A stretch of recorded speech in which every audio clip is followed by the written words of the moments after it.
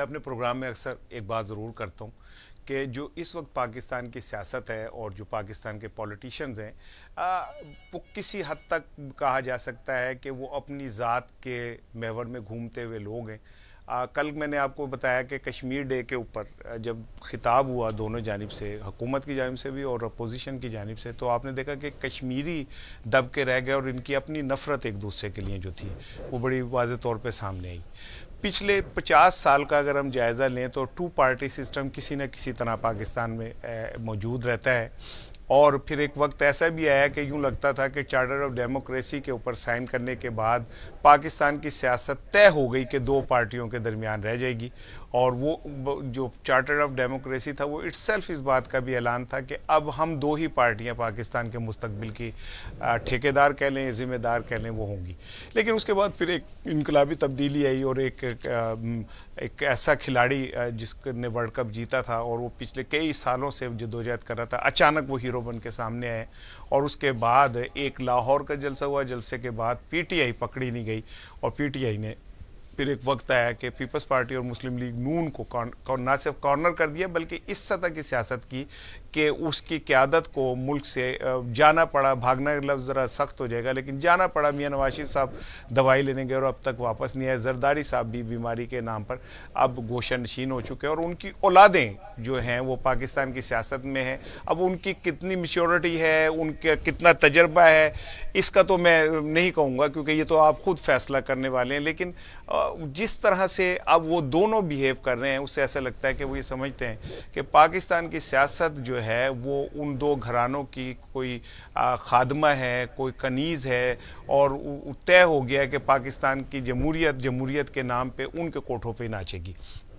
پاکستان کے اندر کیا وجہ ہے کہ جو نئی سیاسی جماعتیں ہیں وہ اپنا رنگ نہیں جما پاتی؟ کیا وجہ ہے کہ پاکستان کے بہت سارے لوگ بڑے ٹیلنٹڈ پوٹینشل والے ہوتے ہیں لیکن اس کے باوجود پاکستان میں کی سیاست میں ان کے کوئی خاص مقام نہیں بن پاتا؟ شاید ہماری غلامانہ ذہنیت کا بھی اس میں عمل دخل ہے کہ ہم پسند کرتے ہیں کہ ڈیروں کے اوپر 6-6 فٹ کے لوگ بیٹھے ہوں، گنے پکڑی ہوں، اشتہاری ہوں، بہت سارے پراڈو ہو، بڑی چوڑی والی اس کے ٹائر ہوں، اور وہ جس کو ہم ووٹ دیں وہ ہم سے ہاتھ بھی نہ ملائے بلکہ دور سے ایسے کرے تو ہمارے غلامانہ طبیعت کو سکون ملتا ہے۔ میں نے آج اپنے پروگرام میں ایک ایسے شخص کو دعوت دی ہے جس کو ابھی میں پروگرام سے پہلے کہہ رہا تھا کہ یار مجھے جو چیز پسند ہے نا وہ یہ ہے کہ کھڑے ہو آپ کا ایک موقف ہے، تگڑا موقف ہے، اس پہ کھڑے ہو۔ فتح شکست کا کیا ہے وہ تو چلتی رہتی ہے۔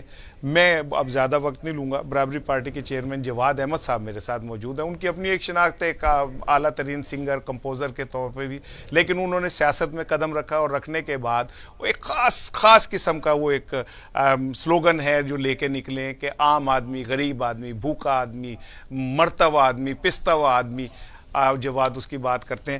آج ہم پروگرام میں ان سے بات کریں گے اور دیکھیں گے کہ وہ پاکستان کے لیے کیا کوئی منصوبہ رکھتے ہیں، یا جیسے عمران خان نے کہا تھا 90 دن میں انقلاب لے آؤں گا، اور اس کے بعد ان کا نہیں مجھے تو 2.5 سال ہو گئے، سمجھ نہیں آ رہی، اس پہ بات کریں گے۔ جواد صاحب السلام علیکم۔ وعلیکم السلام جناب۔ جواد صاحب ویلکم ٹو دا شو، اور بڑی خوشی ہے مجھے کہ آپ آج میرے ساتھ ہیں۔ میں کوئی وقت ضائع کیے بغیر آپ سے، آپ اچھا خاصا فیم تھا، ہیرو تھے، نام، یہ شہرت اچانک ایک ایسی جگہ چھلانگ مار دی جو جسے کہتے ہیں کانٹے ہی کانٹے ہیں، اور پھر پاکستان کی سیاست جہاں پہ اگر آپ کے پاس اربوں خربوں روپے نہیں ہیں تو پھر آپ کی سروائیول بہت مشکل ہوتی ہے۔ کیوں فیصلہ کیا؟ نہیں سار صاحب، آپ کو یاد ہوگا آپ سے پہلے بھی ملاقاتیں رہی ہیں، اور میرے بارے میں ایک تعصب تو آپ کو پتہ ہے، اور تمام جرنلسٹ میرے دوست جو ہیں، میڈیا پہ جو لوگ ہیں، کہ میں ایک سیریس مائنڈڈ آدمی ہوں۔ میں آپ کو کبھی کوئی ایسی عامیانہ حرکتیں کرتا نہیں پایا جاؤں گا کہیں پہ بھی، نہ ہی میں آپ کو کوئی نان سیریس قسم کی ایکٹیویٹیز میں ملوث پایا جاؤں گا۔ میں ہمیشہ سے ایک خاص طریقے سے لائف میں چلا ہوں۔ عزت اپنے ہاتھ میں رکھی ہے، دوسروں کی بھی عزت کی ہے تاکہ ایک میچور سا ایک تاثر ابھر سکے۔ والدین میرے پروفیسر ہیں پولیٹیکل سائنس کے، تو مڈل کلاس کے ہم لوگ ہیں، اور جنہوں نے اپنے بچوں کو پڑھا لکھا دیا، اور ساتھ آپ کی ایجوکیشن کیا ہے؟ میں تو میکینیکل انجینئر ہوں، انجینئر ہیں آپ؟ یو وی ٹی لاہور سے۔ اچھا۔ اور میں آپ کو بتا رہا ہوں نا کہ میرے بھائی ایک آرکیٹیکٹ ہے، وہ بھی یو وی ٹی سے، اور تیسرا جو ہے وہ ڈاکٹر ہے، وہ علامہ اقبال میڈیکل کالج سے۔ تو ہم سارے بیسیکلی پروفیشنلز ہیں جتنے بھی گھر میں ہیں۔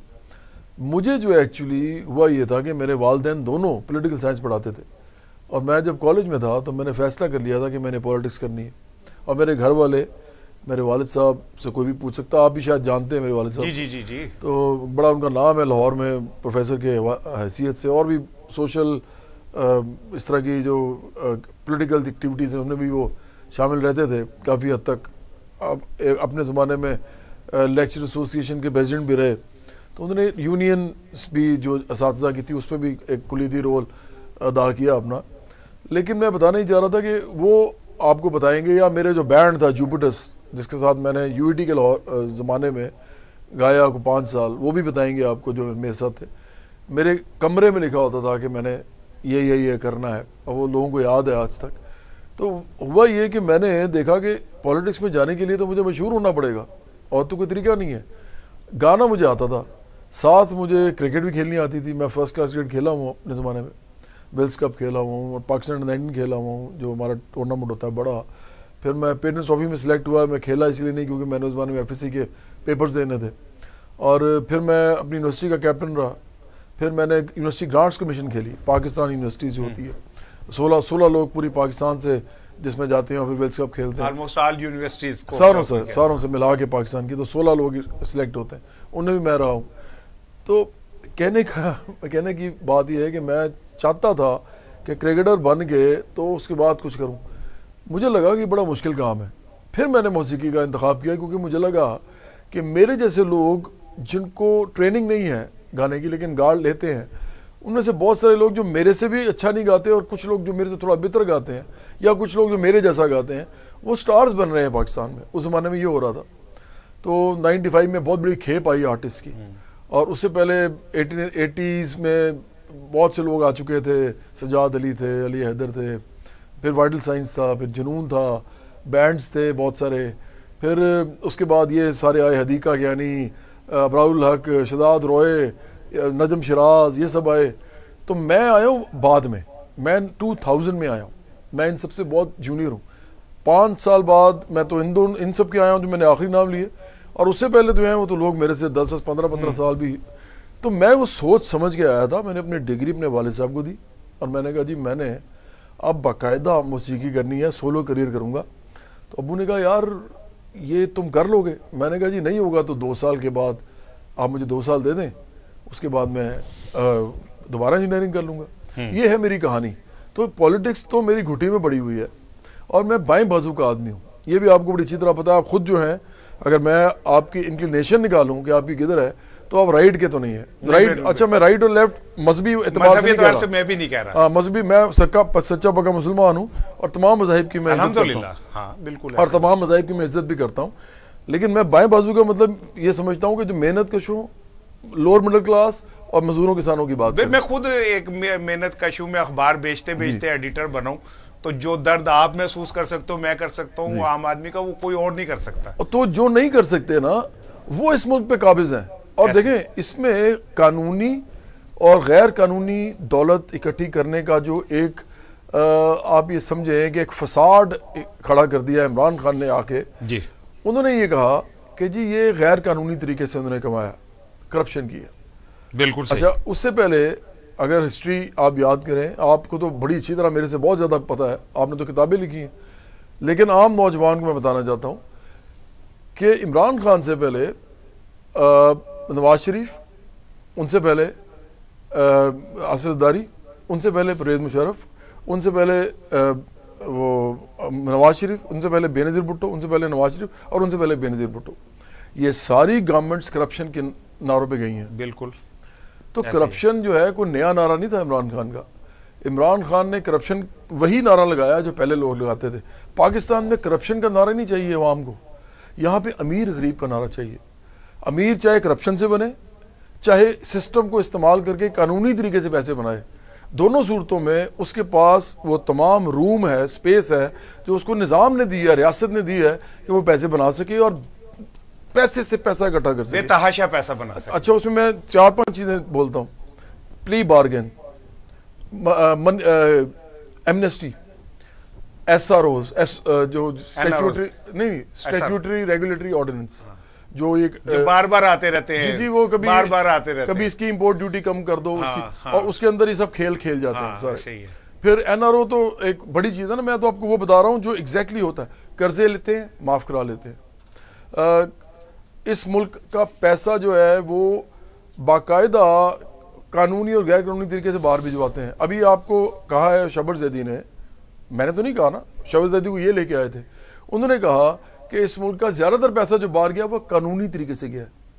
دیکھیں پاکستان جیسے ملک جو ہے نا, اس کے سسٹم کو چلانا جس میں 22 کروڑ لوگ رہتے ہیں, وہ پاسبل ہی نہیں ہے اگر آپ اس کے سسٹم کو ٹوٹل اوور ہال نہیں کرتے. پاسبل ہی نہیں ہے. ان کو آپ کبھی بھی مکان نہیں دے سکیں گے, کبھی بھی کھانا اچھا نہیں کھا سکیں گے, کبھی بھی اچھے کپڑے نہیں پہن سکیں گے, کبھی بھی گھر کے بل نہیں دے سکیں گے, اور ان کے بچے اسکول نہیں جائیں گے اچھوں میں, اور ان کے بچے جو ہیں وہ علاج کو ترسیں گے, ان کے ماں باپ بھی ترسیں گے اگر آپ اوور ہال نہیں کرتے پوری. اس کا مطلب کیا ہے کہ آپ امیروں کو مراد دینا بند کر دیں. عمران خان نے آگے کیا کیا, انہوں نے آتے ہی امیروں کو مراد دینی شروع کر دی. اس کو ہم کہتے ہیں right wing reforms. Right wing reforms کیا ہوتے ہیں کہ آپ امیروں کو کہتے ہیں آپ ایسا کریں, یہ کرپشن کر رہے تھے لوگ, آپ کو ہم کہتے ہیں کہ آپ جائز طریقے سے کمائیں لیکن ہم آپ کو مراد دیتے ہیں. تو کنسٹرکشن انڈسٹری کو دی, شوگر انڈسٹری آپ کے سامنے دیکھیں کیا کیا اس نے, آٹے کو دیکھیں آپ. اچھا یہ وہ کنزیومر آئٹم جو ہوتا ہے نا, اس میں بہت پیسہ بناتے ہیں لوگ, ظاہر ہے روزانہ کی بنیاد پہ چل رہا ہوتا ہے. اس کے علاوہ امپورٹ ایکسپورٹ میں انہوں نے ان کو دی ہیں. اور سب سے امپورٹنٹ چیز عمران خان بار بار کہتے ہیں ایز آف ڈوئنگ بزنس. میں لوگوں کو بتانا چاہتا ہوں کہ ایز آف ڈوئنگ بزنس کیا ہوتا ہے. اس کا مطلب یہ ہوتا ہے کہ ٹریڈ یونین کے کوئی لاز اپلائی نہیں ہوں گے, غریب آدمی کو جس طرح مرضی یوز کریں, کوئی سوشل سیکورٹی نہیں ہے, کوئی لوگ جتھے بنا کے یونینز بنا کے اپنے لیے آواز نہیں اٹھا سکتے, کوئی پینشن نہیں ہے, کوئی اولڈ ایج بینیفٹس نہیں ہے, کوئی اوور ٹائم نہیں ہے, اور کانٹریکٹ لیبر ہے. یہ سارا کچھ جو ہے ایز آف ڈوئنگ بزنس ہے. جو امیر آدمی جو پیسہ لگائے گا تو اس کو آرام سے پیسہ واپس آئے گا. اس کو کہتے ہیں ایز آف ڈوئنگ بزنس. مطلب آپ کس کی کمر پہ سارا بوجھ ڈالنے لگے ہیں, ورکنگ کلاس پہ اور لوور مڈل کلاس پہ. اور میں بات کر رہا ہوں اس وقت 18 سے 20 کروڑ لوگوں کی.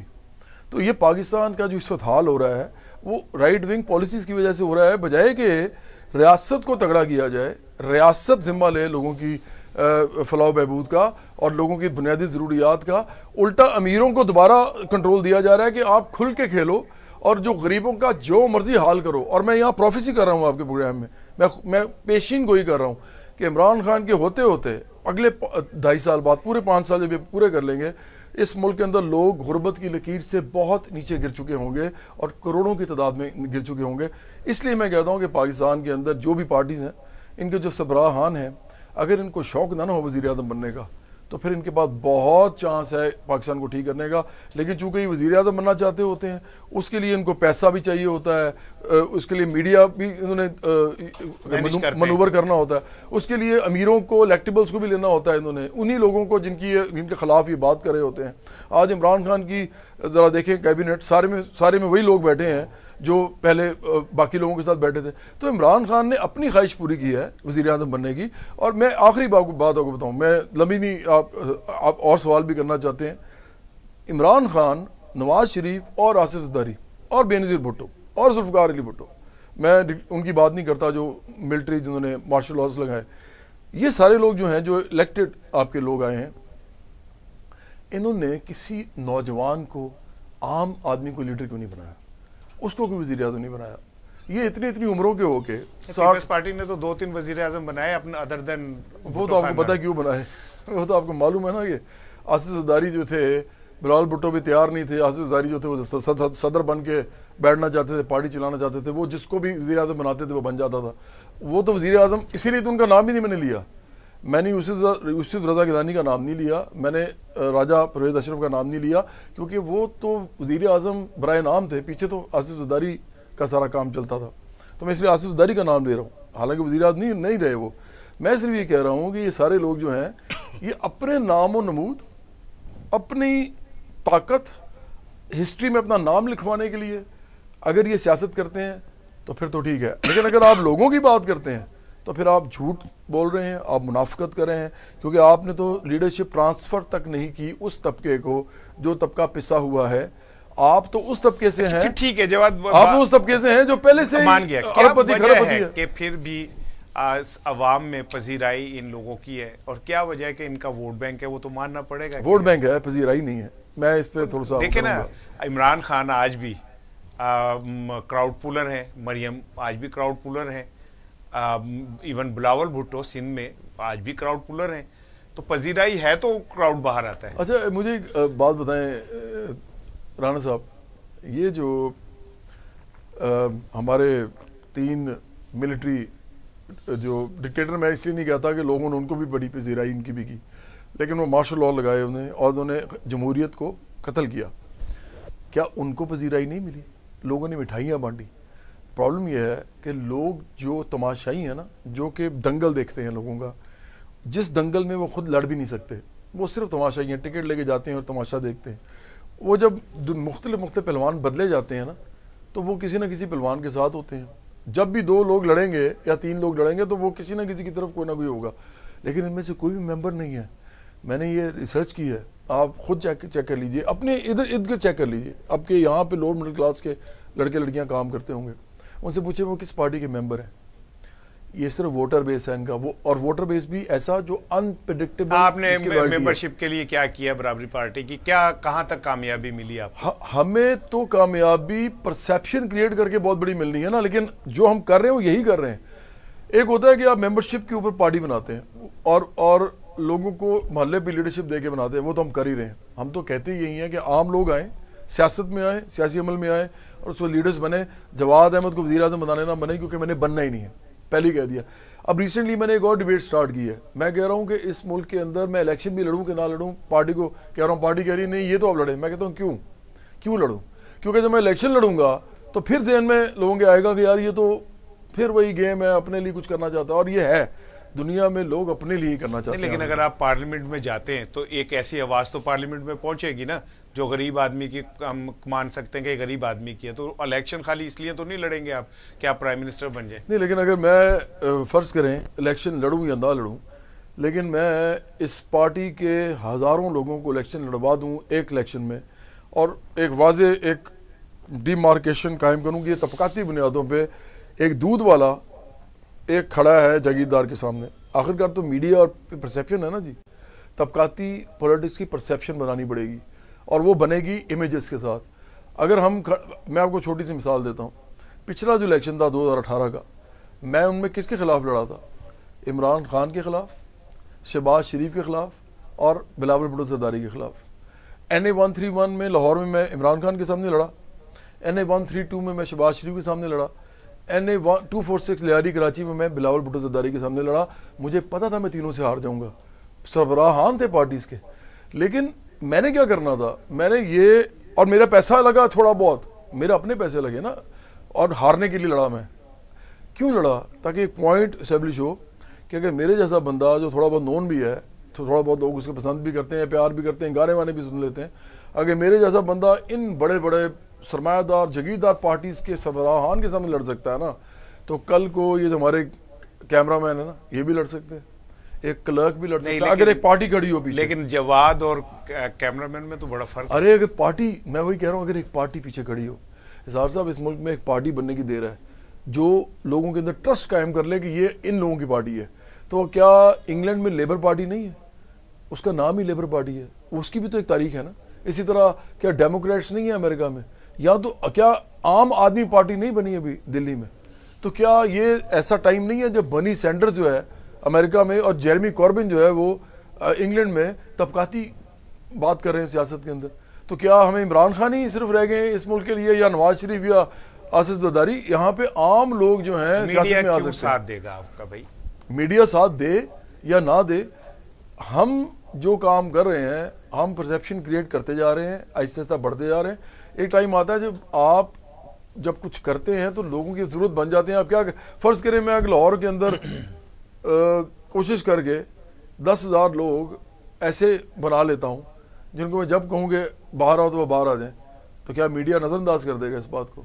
یہ چھوٹی بات نہیں ہے۔ نہیں، میڈیا کرتا ہے۔ بہت بہت بڑے لاہور کے، میں نام نہیں لوں گا، بڑے بڑے ایونٹس ہوئے، بڑے بڑا کچھ ہوا، میڈیا نے اگر نہیں دکھانا تھا تو نہیں دکھایا۔ سوشل میڈیا ہے نا جی اب تو۔ دیکھیں میں آپ کو چھوٹی سی مثال دیتا ہوں، حالانکہ میں ان کی سیاست سے اگری نہیں کرتا۔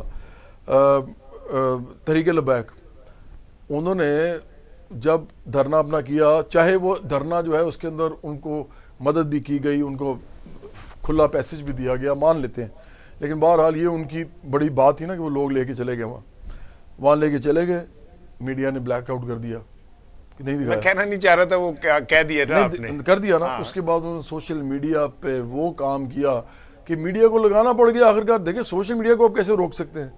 وہ تو ہر جگہ سے لوگوں کو. اچھا جواد مجھے بھائی بتائیں، ہاں جی، جو پاکستان کے مسائل ہیں، کیا جس رفتار سے آپ کام کر رہے ہو، کیا یہ کوئی مطلب یہ تو دیوانے کی بڑھ لگتا ہے مجھے کہ آپ اس طرح سوچیں کہ جی میں بس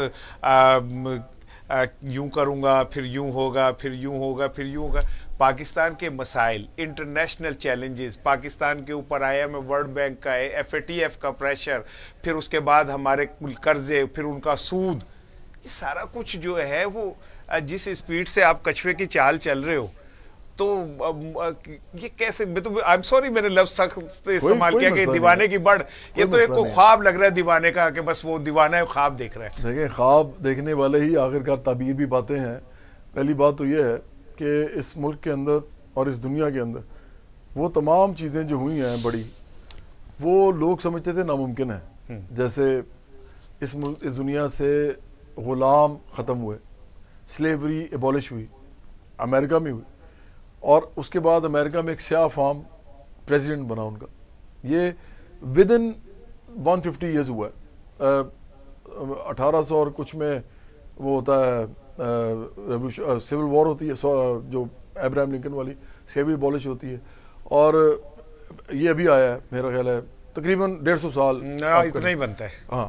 تو اب آپ مجھے بتائیں کہ اس دنیا کے اندر کیا ایسے نہیں ہوا کہ عورتوں نے اپنے رائٹس لیے؟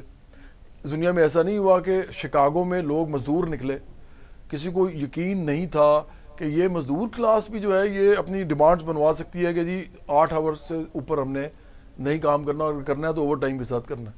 یہ سارا لوگوں نے دیکھا ہے. سٹرگلز کے ذریعے ہی چیزیں، بڑی چیزیں چینج ہوتی ہیں. ہماری پارٹی سٹرگل پہ چل رہی ہے، ہم تحریکیں چلانے پہ رکھتے ہیں. یہ جو کسان والا میں نے کام کیا ہے، یہ آپ کے خیال میں یہ چھوٹی چیز ہے؟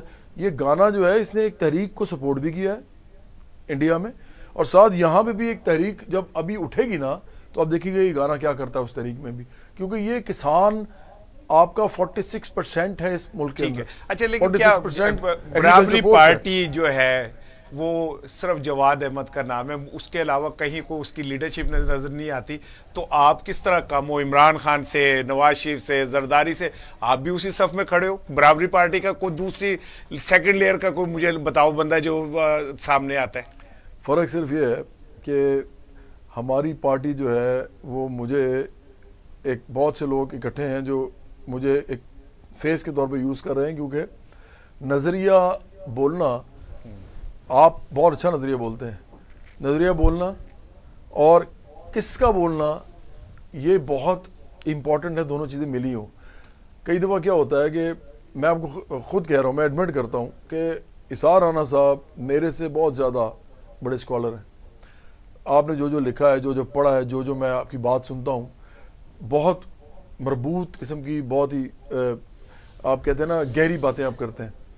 لیکن اگر آپ کروڑوں لوگ آپ کی بات نہیں نا سن رہے ہو، جیسے آپ حامد میر کو لوگ کروڑوں لوگ سن لیتے ہیں کیونکہ وہ جیو پہ بیٹھے ہیں، اور جیو وہ چینل ہے جس نے پہلی دفعہ نیوز ادھر کی.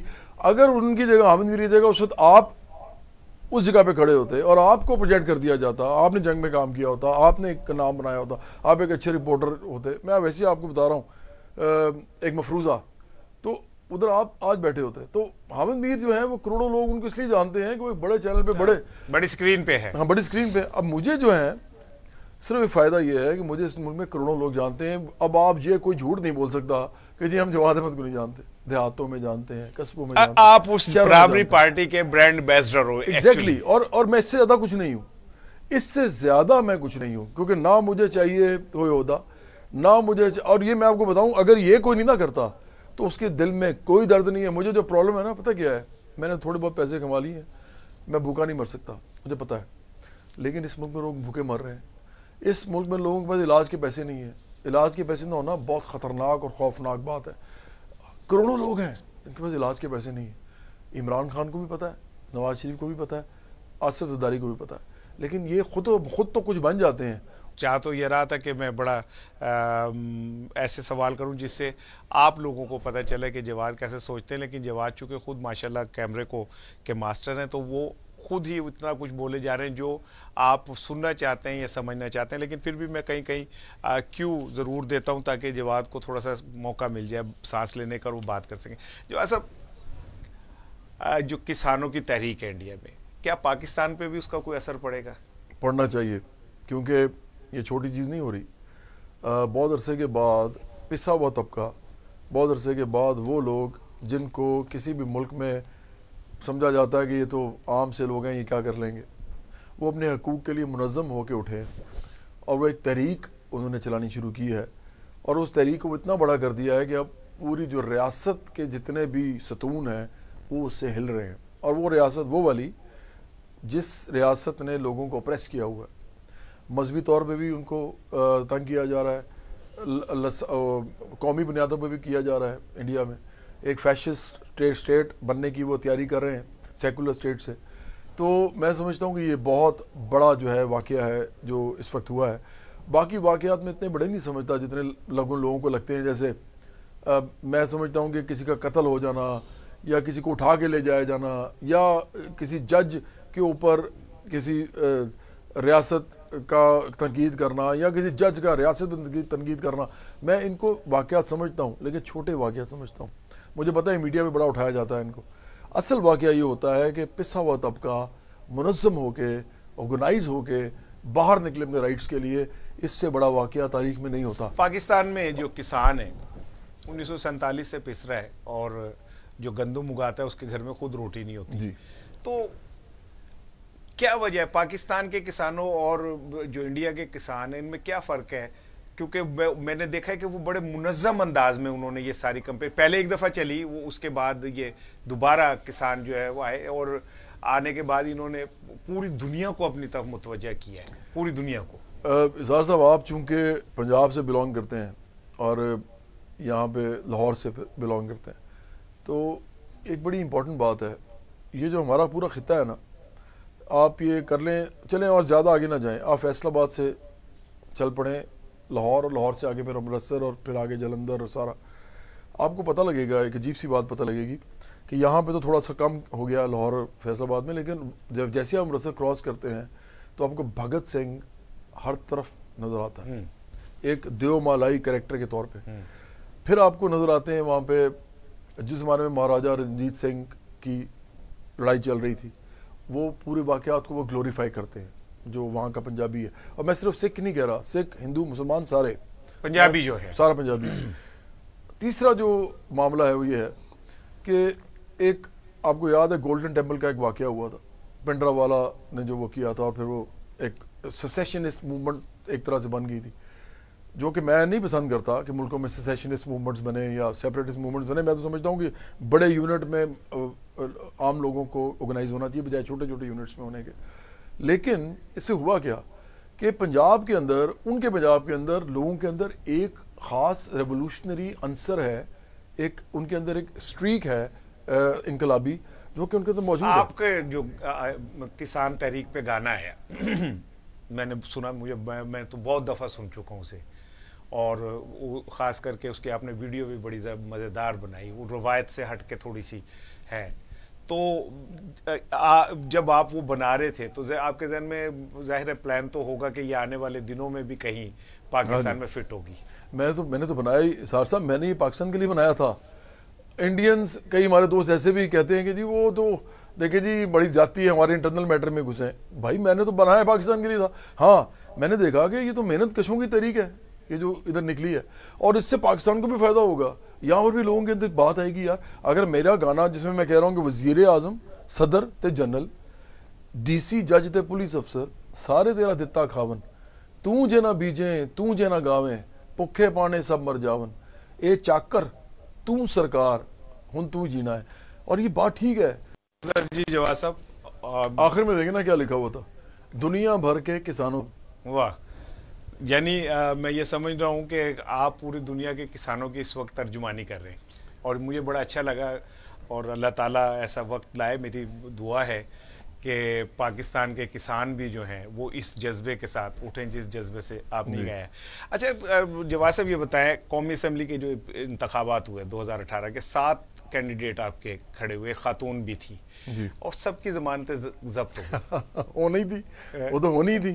3 جگہ سے تو میری ہوئی ہے. اچھا میں تو آپ کو کہہ رہا ہوں نا کہ ہمارے لیے 2018 میں الیکشن لڑنا ایسے تھا کہ جیسے ایک انسان جو ہے وہ ابھی بچہ اس کے پاس پیدا ہو اور وہ چاہے کہ وہ ایک دم 4 سال ہوئے 5ویں کلاس, نہیں 1 سال بھی نہیں ہوا تھا جی, 5ویں کلاس میں وہ امتحان دے دے پرائمری کا, بچہ پیدا ہوا پرائمری کا امتحان دے دے.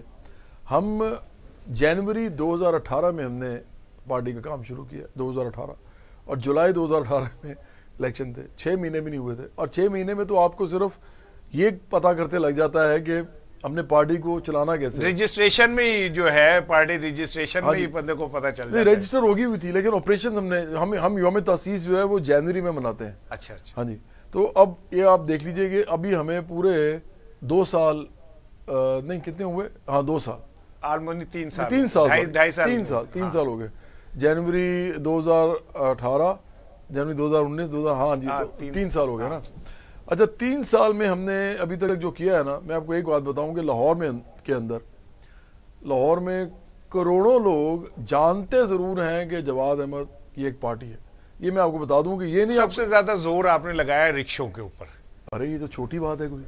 آپ مجھے بتائیں پاکستان میں کس انسان نے یہ کام کیا ہے کہ وہ رکشوں کے اوپر, بسوں کے اوپر, سائیکلوں کے اوپر, موٹر سائیکلوں کے اوپر اپنے آپ کو لے کے جائے, کیونکہ یہ وہ لوگ ہیں نا جو اپریسڈ ہیں.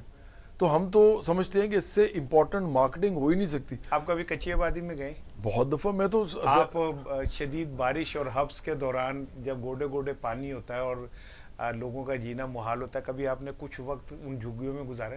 میں پچھلے 2010 یا 11 میں نے international youth and workers movement بنائی تھی, عالمی نوجوان اور محنت کش تحریک, اور اسی کے اندر سے پھر ہم نے ممبرشپ بہت ہزاروں میں کر کے پھر ہم نے آخرکار پارٹی بنائی. تو وہ جو عالمی نوجوان اور محنت کش تحریک تھی, میں نے کم از کم اسار صاحب 250 کے قریب یا 300 کے قریب تو میری سپیچز ہیں صرف, جو کہ مزدوروں میں ہیں, کسانوں میں ہیں, لوور مڈل کلاس میں ہیں, کالجز میں, یونیورسٹیز میں, اور ساری طبقاتی بنیادوں پہ ہیں. ڈاکٹر مبارک علی میرے ساتھ بیٹھے ہیں, کبھی میرے ساتھ مطلب بڑے بڑے جو اسکالرز ہیں بائیں بازو کے, ان کے ساتھ مل کے. ڈاکٹر لال خان جو ہیں, بے شک ان کے فلسفے سے, ان کی نظریے سے میں پوری طرح اتفاق, میتھڈولوجی کے حوالے سے جو اسٹریٹجی ہوتی ہے آپ کی, جو آپ کا آپ کہہ لیں طریقہ کار جو ہوتا ہے, اس پہ میرا ان سے اختلاف تھا, لیکن وہ میرے استاد تھے, میں نے ان سے بہت سیکھا. تو ان لوگوں کے ساتھ میں بیٹھ کے میں نے یہ سارا کچھ کیا ہے, سیکھا بھی ہے, چیزوں کو جانا بھی ہے. تو پرابلم یہ ہے کہ کیا میں ایسے اٹھ کے آ گیا ہوں, لوگوں کو سمجھ آ رہی ہے. میں نے تو 2013 میں عمران خان نے مجھے خود کہا پارٹی جوائن کرنے کے لیے, میں نہیں گیا. مجھے عمران اسماعیل نے فون کیا کراچی سے, میں نہیں گیا. مجھے اور ہمارے دوست ہیں پی ٹی آئی کے, انہوں نے کہا, میں نہیں گیا. عمران خان نے کہہ دیا, باقی کیا رہ گیا. اچھا پھر نظر گوندل, ذوالفقار گوندل کے جو بھائی ہیں, اس زمانے میں یہ ہوتے تھے پیپلز پارٹی سے پی ٹی میں, انہوں نے نہیں 2013 میں پیپلز پارٹی میں ہی تھے. ان کے جو بھائی ہیں ذوالفقار گوندل, انہوں نے مجھے پیپلز پارٹی کی ٹکٹ کے لیے کہا, ڈاکٹر لال خان کے ساتھ بیٹھ کے فون کے اوپر. پھر مجھے احسن اقبال میرے گھر آئے, میری یو ٹی میں سینئر ہیں وہ میرے گھر میں آئے اور میرے والد صاحب ساتھ بیٹھے, اور انہوں نے مجھے کہا کہ مسلم لیگ نون جوائن کرو. اور پھر انہوں نے اپنا اکنامک پروگرام بھی بتایا کہ ہم یہ ہمارے ساتھ ہوتا رہا ہے, ہمیں نکال دیا جاتا تھا ہر 2-2.5 سال بعد, ہم اگر یہ پروگرام چلا لیتے تو شاید اس ملک کے اندر بہت بہتر جگہ پہ کھڑے ہوتے. جس سے میں ان سے پارشلی ایگری کرتا ہوں, پارشلی نہیں کرتا, کیونکہ آخرکار جس طرح کا ملک چلا رہے ہیں آپ پاکستان, اس کے اندر امیر آدمی کو اگر آپ اسٹرینتھن کرتے جائیں گے سسٹمیٹیکلی تو غریب آدمی کے پاس کچھ جائے گا نہیں. غریب آدمی کو تیسری دنیا کے ملک کے اندر ضروری ہے کہ سسٹم سپورٹ کرے. سسٹم کا مطلب سیاسی بھی ہے, سیاسی نظام, معاشی نظام, سماجی نظام.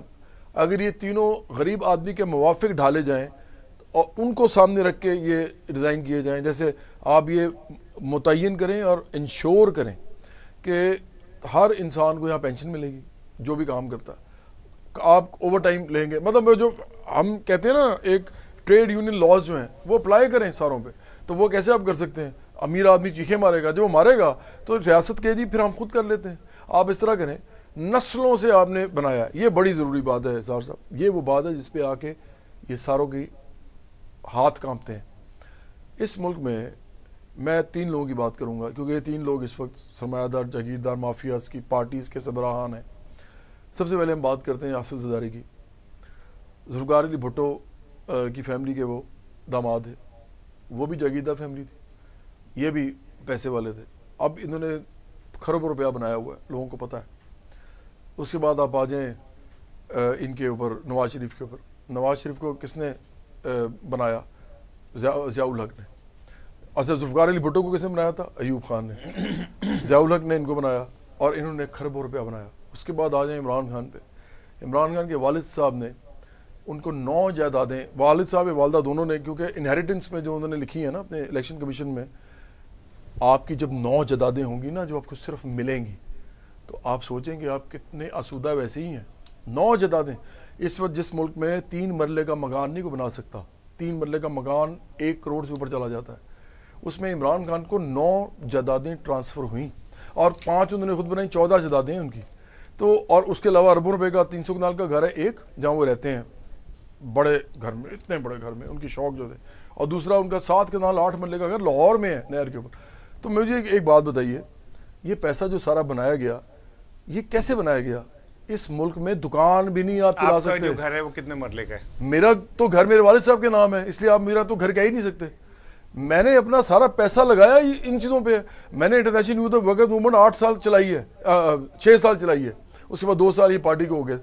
اس سے پہلے میں نے تعلیم فار آل میں پیسے ڈالے. اس سے پہلے میں نے زلزلے سیلابوں میں کام کیا. آپ کی پارٹی کو فن فنڈنگ تو کہیں تھوڑی بہت تو ہوتی ہوگی. 1 ٹکا بھی نہیں ہوتی, 1 ٹکا بھی. کیسے سروائیو کر رہے ہیں پھر آپ؟ کہاں سے آ رہے ہیں پیسے؟ اپنے ارے ہمارا آفس ہے, میں نے دیکھا ہوا ہے, میں نے دیکھا ہوا ہے, ٹوٹے صوفے پہ بیٹھا ہوں میں. ہاں, چھوٹا سا آفس ہے, اور وہ جو ہم مڈل کلاس کے لوگ ہیں آپس میں مل کے چلاتے ہیں.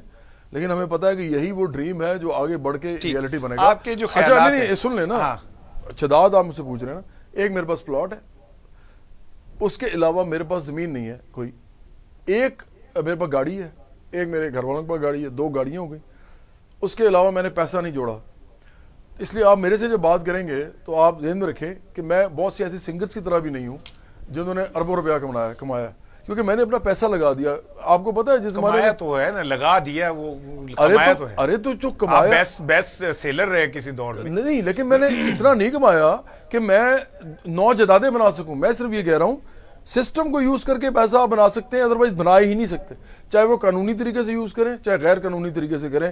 اس ملک میں ایک دکان بھی آپ ایمانداری سے چلائیں, آپ پیسہ نہیں بنا سکتے. دکان بھی چلا کے عمران الحق نے بھی پیسہ بنایا گلوکاری سے اپنا, اور اس نے ظاہر ہے ایک اپنا وہ مقام بنایا. مطلب ایسی مثالیں تو موجود ہیں ہمارے سامنے. اچھا چلیں, پھر ایک بات آپ کو آج بتاؤں میں. ہمارے ملک میں تمام لوگ جو پیسہ بناتے ہیں وہ کہیں نہ کہیں تعلقات استعمال کرتے ہیں, سسٹم کو یوز کرتے ہیں غلط طریقے سے, رشوتیں دیتے ہیں لوگوں کو, اس ملک کے اندر بدعنوانی کرتے ہیں, اس ملک کے اندر خوش آمدیں کرتے ہیں اور مل ملا کے چیزیں بناتے ہیں. اس ملک میں پیسہ صرف اس طرح بنایا جاتا ہے. مجھے آپ اندر کر دیں اس بات پہ, اگر کوئی جج کے سامنے میں کھڑا ہو کے پھر ثبوت دوں گا, کریں نا مجھے اندر. میں بتاتا ہوں کہ اس ملک کے اندر قانونی طریقے سے پیسہ بنایا نہیں جا سکتا زیادہ. آپ ارب پتی نہیں بن سکتے اس ملک کے اندر جب تک سسٹم آپ کو سپورٹ نہیں کرتا. ایون آپ کرکٹ پہ آ جائیں, کرکٹ پہ آ جاتے ہیں, کیسے آپ اتنے زیادہ پیسے دے سکتے ہیں کرکٹرز کو یا سنگرز کو یا ایکٹرز کو یا جن بھی لوگوں کو, جبکہ آپ کا جو محنت کش جو کہ آپ کے لیے غلہ اگا رہا ہے, میں اپنی بات بھی کر رہا ہوں, غلہ اگا رہا ہے آپ کے لیے, فیکٹری میں چیزیں بنا رہا ہے آپ کے لیے, آپ کے ادارے چلا رہا ہے, اس ملک کا پورا مشینری وہ چلا رہا ہے. ایک ایک ہاتھ سے اس نے پرزہ بنایا بھی ہے, لگایا. یہ جو کمرے جس میں ہم بیٹھے ہیں نا, اس میں ایک ایک چیز مزدور نے لگائی ہوئی ہے, نہ آپ نے لگائی ہے, میں نے, نہ انہوں نے. یہ ہم سارے تو ٹیکنیکل ورکرز ہیں. جو اصل ورکر ہے مینول ورکر, وہ اس ملک میں مر رہا ہے. آپ نے بھی خود کہا کہ جس کے بعد جو کھانا اگاتا ہے اس کے پاس روٹی نہیں ہے. تو یہ جو لوگ ہیں یہ پیسہ کیوں نہیں بنا رہے؟ کیونکہ سسٹم ان کے لیے نہیں چلتا. سسٹم چلتا ہے عمران خان کے والد صاحب کے لیے, ان کی بہن کے لیے, ان کے اپنے لیے, نواز شریف کے لیے, شہباز شریف کے لیے, آصف زرداری کے لیے, ذوالفقار علی بھٹو کے لیے. اور یہ سسٹم جب تک ان لوگوں کے لیے چلتا رہے گا اس ملک میں عام لوگوں کے لیے کچھ نہیں ہوگا. یہ جو کرپشن کی باتیں, دھاندلی کی باتیں, موروثی سیاست کی باتیں, یہ جھوٹی باتیں ہیں. اصل بات صرف امیر غریب کی ہے. امیر غریب کے اوپر طبقاتی لیول پہ سیاست ہونی چاہیے. اس کو سامنے رکھ کے یہ پاکستان میں برابری پارٹی پاکستان کرنا چاہتی ہے.